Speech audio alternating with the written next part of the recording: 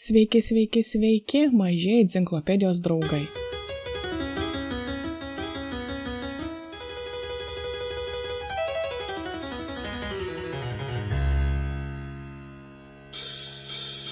Šiandieną su jumis sveikinuosi ne vien aš, bet ir Drambliukas Bambliukas bei Dilas Krokodilas.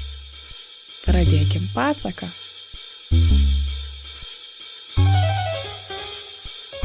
Labai seniai, kai pasaulyje dar nebuvo automobilių, telefonų ir net ledų, džiunglėse gyveno drambliai. Jie buvo trumpakojai ir turėjo kiek kitokius straublius nei dabar, beveik kaip paršelio nosytė. Vienas iš tų drambliukų buvo labai smalsus, visi jį vadino Bambliuku. Bambliukas buvo pilkas apvalutis drambliukas. Jam visada viskas rūpėjo, kodėl dangus mėlynas, kodėl beždžionė šokinėja taip aukštai, kodėl krokodilai slepiasi vandenyje.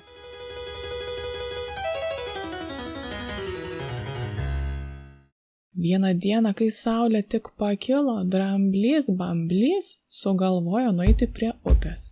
Jis buvo girdėjęs, kad ten gyvena labai gudrus krokodilas vardu Dilas, kuris žino atsakymus į visus klausimus. Aš visko jo išklausinėsiu, džiaugėsi drambliukas, šlepsėdamas per žolę savo trumpomis kojytėmis. Kai Bambliukas priėjo prie upės, pradėjo dairytis ir štai, iš vandens išniro dvi akys. Tai buvo Dilas Krokodilas.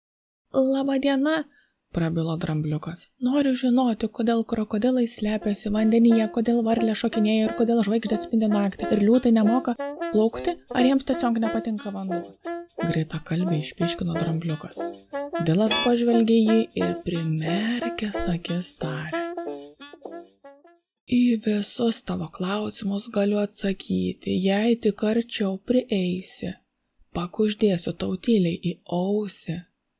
Gerai, apsidžiaugė drambliukas ir priėjo kiek arčiau. Ir tik tai Dilas sugriebė trumpą drambliuko straublį ir timptelėjo. Au! Šaukė vargšiukas.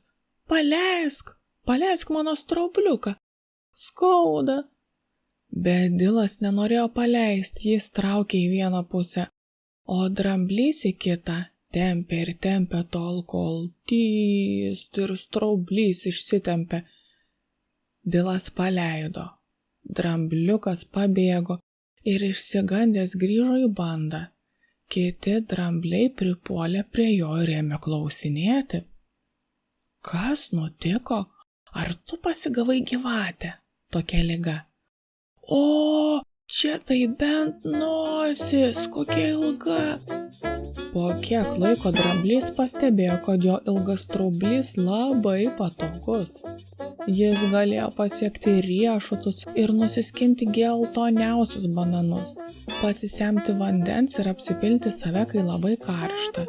Kiti drambliai labai susidomėjo, kartą jie visi patraukė prie upės. Ten sutiko tą patį krokodilą.